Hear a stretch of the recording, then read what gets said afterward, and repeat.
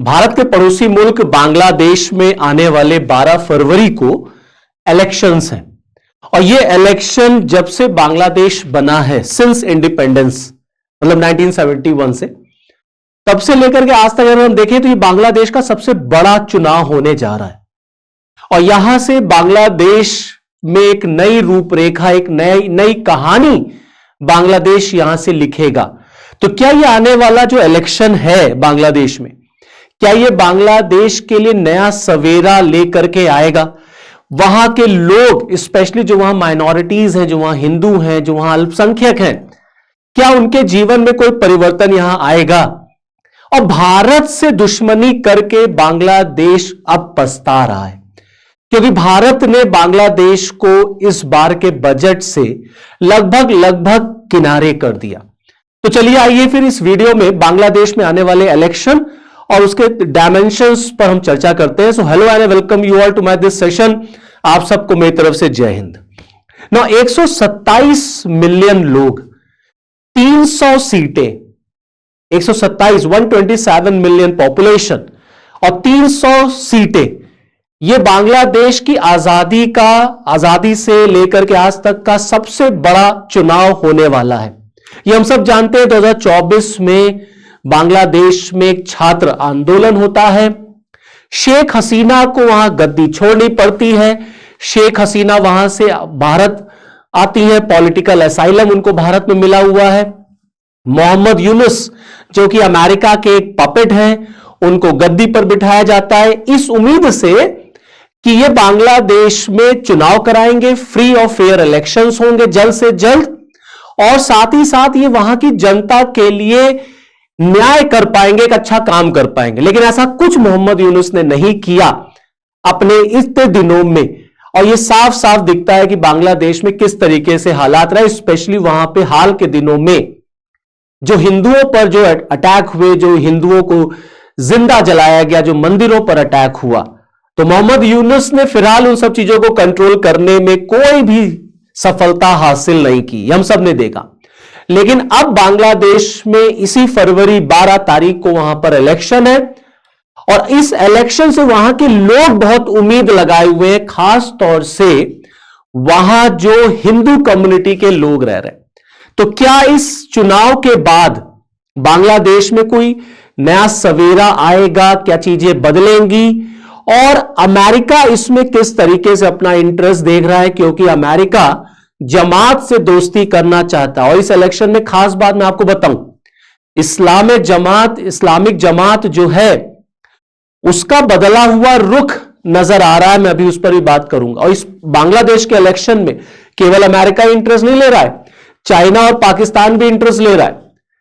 तो चीन को काउंटर करने के लिए अमेरिका और भारत को काउंटर करने के लिए चीन और पाकिस्तान भी इस इलेक्शन में बहुत इंटरेस्ट शो कर रहे हैं। अब भारत सरकार ने क्या किया, बांग्लादेश में जो हालात है उस पर हमने मोहम्मद यूनुस से बातचीत की, हमने उनको अपना कंसर्न दिखाया और बार बार यह कहा कि बांग्लादेश के लिए भारत से दोस्ती करना ही फ्रूटफुल है, फायदेमंद होगा। लेकिन बांग्लादेश ने जिस तरह से इधर अपने आप को चीन और पाकिस्तान की तरफ मूव किया, ये हम सब ने देखा और भारत से उसने अपने आप को दूर कर लिया, क्योंकि इस समय बांग्लादेश में जो रैडिकल आइडियोलॉजी है, जो जमात की वहां जो विचारधारा है, जो एक कट्टरपंथ, एक चरमपंथ वहां पर इस समय डोमिनेट कर रहा है। और इसमें कोई बहुत बड़ी बात नहीं कि आने वाले दिनों में वहां पे जमात की ही आपको सरकार नजर आएगी। तो इन सब को देखते हुए भारत सरकार ने भी अब बांग्लादेश को मिलने वाला जो ग्रांट है, जो हम फॉरेन ग्रांट अपने नेबरिंग कंट्रीज को देते हैं, उसमें भी हमने कटौती कर दी, उसको आधा कर दिया। 120 करोड़ से उसको हम 60 करोड़ पे ले आए। तो बांग्लादेश को अब यह तो समझ में आ गया कि भारत से दुश्मनी करना उसको महंगा पड़ गया और जितनी मदद भारत उसकी करेगा उतनी मदद चीन या पाकिस्तान नहीं कर सकता। पाकिस्तान क्या मदद करेगा, वो खुद ही कटोरा लेकर के हर जगह भीख मांग रहा है और सिर्फ वो धर्म बेच रहा है, सिर्फ वो इस्लाम धर्म बेच रहा है। इस्लाम के नाम पर सभी मुस्लिम कंट्रीज को वो एक करने की कोशिश करता है। और क्या है, बांग्लादेश को और पाकिस्तान से क्या मिलेगा? चीन से थोड़ा बहुत उसको मिल भी सकता है, लेकिन अगर आप देखेंगे तो बांग्लादेश का जस्ट नेबरिंग कंट्री कौन है? इंडिया। तो जितना फायदेमंद बांग्लादेश के लिए इकोनॉमिकली या किसी भी तरह से भारत है, उतना कोई और कंट्री नहीं है। लेकिन अब बांग्लादेश को अभी समझ में आ रहा होगा कि भारत से दुश्मनी करके कितना महंगा पड़ा। इसीलिए आप देखिए, जो जमात है वहां पर, उसका घोषणा पत्र अगर आप देखेंगे, जो मैनिफेस्टो है, जो जमात इस्लामी है वहां पर, जो एक रैडिकल हार्ड लाइनर एक पार्टी है, जो एक फंडामेंटलिस्ट पार्टी 1941 में इसका फॉर्मेशन हुआ था। और ये वो लोग हैं जिन्होंने 1971 में बांग्लादेश का फॉर्मेशन, मतलब बांग्लादेश की आजादी के खिलाफ ये लोग लड़े थे। They were not in the support of Bangladesh independence. ये पाकिस्तान के फेवर में लड़ रहे थे 1971 में। ये बांग्लादेश को एज अ सेपरेट नेशन नहीं चाहते थे। और जिस तरह से इधर शेख हसीना के बाद से आप देखिए, जमात जो एक्टिव हुआ है बांग्लादेश में, टोटल बांग्लादेश में इस समय इस आइडियोलॉजी ने अपने आप को डोमिनेट कर रखा है। और शेख हसीना को बाहर निकलवा दिया, शेख हसीना को बैन भी कर दिया, उनकी पार्टी बैन भी है। अब इनके मैनिफेस्टो में देखिए, इनका मिजाज बदलता हुआ नजर आ रहा है। ये भारत की तरफ अच्छे संबंध रखने के लिए कह रहे हैं। ये कह रहे हैं कि अगर हमारी सरकार बनती है तो हम अपने पड़ोसियों के साथ बेहतर संबंध रखेंगे। तो इनके पड़ोस में है कौन? भारत ही तो है। तो ये कह रहे हैं हम भारत के साथ अच्छे संबंध रखेंगे, अपने संबंध सुधारेंगे। तो जो जमात एक फंडामेंटलिस्ट, एक एक्सट्रीमिस्ट माइंडसेट की पार्टी है, वो देखिए भारत के लिए थोड़ा सा सॉफ्ट हो गई, क्योंकि इनको पता है ये बात कि जितनी मदद भारत हमारी करेगा उतनी मदद कोई और नहीं करेगा। और बांग्लादेश में इनके सरकार में आने के चांसेस ज्यादा हैं। जो पॉपुलैरिटी अगर आप देखेंगे तो इस समय जमात की पॉपुलैरिटी वहां पर सबसे ज्यादा है, क्योंकि भैया जब से शेख हसीना वहां से गई तब से जमात ही तो वहां पे पूरी तरीके से डोमिनेट कर रहा है। और जो वहां पे जेंजी है वो इसी विचारधारा से इन्फ्लुएंस है। अब आप समझ लीजिए बांग्लादेश के अंदर के क्या हालात हैं। इसलिए बार बार ये क्वेश्चन उठता है कि क्या इस इलेक्शन से बांग्लादेश में कुछ सुधरेगा, क्योंकि जमात ये वो कट्टरपंथ, ये वो ग्रुप है जो कहता कुछ है करता कुछ है। एक तरफ ये अपने आप को थोड़ा मॉडरेट दिखाने की कोशिश कर रहे हैं, और दूसरी तरफ आप देखिए ये मानते हैं कि जो महिलाएं काम करती है, जो वर्किंग वुमेन है, वो प्रोस्टिट्यूट की तरह है। ये देखिए, ये इनकी विचारधारा है। जो महिलाएं वर्किंग हैं, जो काम करती हैं, उनको ये कहते हैं वो प्रोस्टिट्यूट की तरह है। समझ रहे हैं? और जब इस पर बड़ा हंगामा हुआ तो इन्होंने अपना पोस्ट भी डिलीट कर दिया। यही ये नहीं रुकते हैं। इनका यह मानना है कि बांग्लादेश में जब से बांग्लादेश बना, दो ऐसी महिलाएं हैं जो बांग्लादेश में प्राइम मिनिस्टर बनी, भाई खालिदा जिया बनी, शेख हसीना बनी। लेकिन इनका मानना है कि महिलाओं के अधिकार, महिलाओं की कंडीशन नहीं बदली। इसका मतलब है कि महिलाएं प्राइम मिनिस्टर बने वो इंपॉर्टेंट नहीं है। और ये पुरुषों को महिलाओं का मैनेजर मानते हैं। इनका मानना है कि जो पुरुष है दे मस्ट कंट्रोल वुमेन। पुरुष महिलाओं का एक डिक्टेटर कह लीजिए, एक डायरेक्टर कह लीजिए, एक मैनेजर टाइप का है।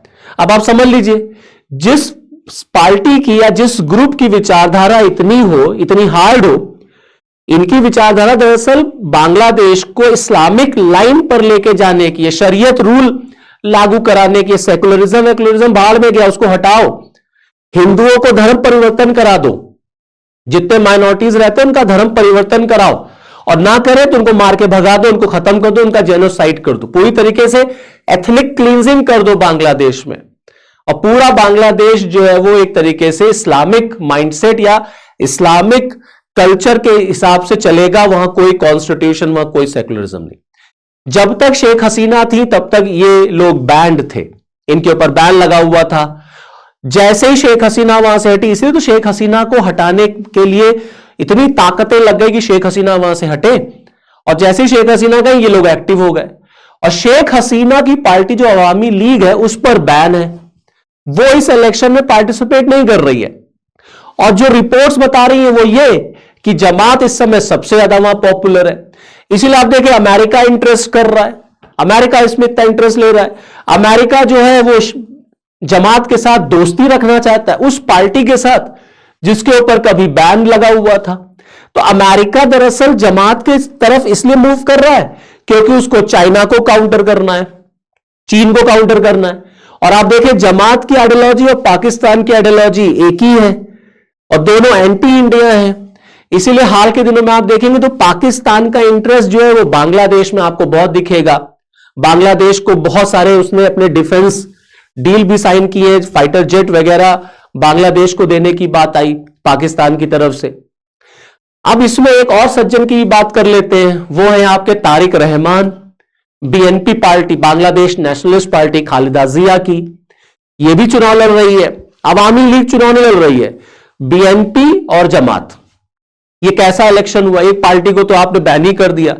जिस पार्टी ने बांग्लादेश का निर्माण कराया वही पार्टी बांग्लादेश में इलेक्शन नहीं लड़ रही है। अब आप समझ लीजिए कि बांग्लादेश की क्या स्थिति है और बांग्लादेश की क्या कंडीशन है, वहां के लोगों की क्या कंडीशन है और लोग वहां क्या पाएंगे इस इलेक्शन के बाद। ओनली गॉड नोज, केवल भगवान जानता है। आप समझ रहे हैं, ऊपर वाला ही जानता है। बीएनपी खालिदा जिया, अभी कुछ दिन पहले खालिदा जिया की डेथ भी हो गई थी हमारी तरफ से। हमारे फॉरेन मिनिस्टर साहब एस जयशंकर साहब गए भी थे बांग्लादेश उनके फ्यूनरल को अटेंड करने के लिए। तारिक रहमान जो 17 साल एग्जाइल में थे, वापस आते जब वहां से शेख हसीना हटती है तो इनकी एंट्री हो जाती है। जब ये बांग्लादेश पहुंचते हैं तो ये बांग्लादेश के लोगों को इन्होंने हसीन सपने दिखाने शुरू किए। तो इन्होंने कहा है कि हमारी, अगर हम सरकार में आए तो हमारी जो फॉरेन पॉलिसी होगी, हमारी जो पॉलिसी होगी वो बांग्लादेश फर्स्ट होगी। So he is talking about Bangladesh first, we will make Bangladesh great again, Bangladesh culture, Bangladesh के लोगों के अधिकार, बांग्लादेश को शांति की राह पे लेके चलेंगे, पीस और प्रॉस्पेरिटी की राह पे लेके चलेंगे, है ना। इस तरीके की बड़ी बड़ी बातें इन्होंने की जब ये बांग्लादेश में आते हैं। तो इन्होंने कहा नो दिल्ली नो पिंडी, नो दिल्ली नो पिंडी मतलब बांग्लादेश ना दिल्ली की तरफ झुकाव रखेगा, ना पिंडी मतलब रावलपिंडी मींस पाकिस्तान की तरफ झुकाव रखेगा। बांग्लादेश की अपनी खुद की पहचान होगी और हम लोग मिल करके मींस बांग्लादेशीज जो है वो मिल करके नए बांग्लादेश का निर्माण करेंगे। तो इन्होंने कुछ तो उम्मीद दिखाई है बांग्लादेश के लोगों को। अब let's see, hope for the best. अच्छा हो, वहां की जनता का जीवन आगे बढ़े, अच्छा हो, वहां लोकतंत्र रहे, शांति रहे। ये बांग्लादेश के लिए भी जरूरी है, भारत के लिए भी जरूरी है और पूरे इस रीजनल स्टेबिलिटी के लिए जरूरी है। हम तो चाहते हैं कि हमारे पड़ोस में जितने भी देश हैं सब में डेमोक्रेसी रहे, सब में शांति रहे। लेकिन ये डेमोक्रेसी कैसी डेमोक्रेसी है जहां एक पार्टी को आपने बैन कर रखा है कि अवामी लीग चुनाव ही नहीं लड़ सकती। तो अवामी लीग चुनाव नहीं लड़ रही, बीएनपी और जमात चुनाव लड़ रहे हैं, इन्हीं दोनों में कोई जीतेगा।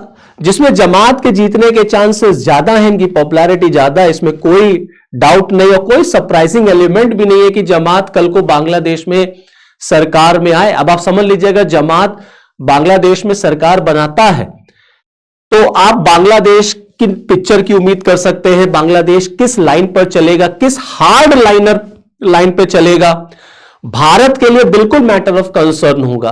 क्योंकि भारत हमेशा चाहता है कि शेख हसीना ही बांग्लादेश में रहे या अवामी लीग वहां पे सरकार में रहे, क्योंकि हमारे रिलेशंस जो हैं वो डेमोक्रेटिकली इलेक्टेड लोगों के ही साथ अच्छे होंगे।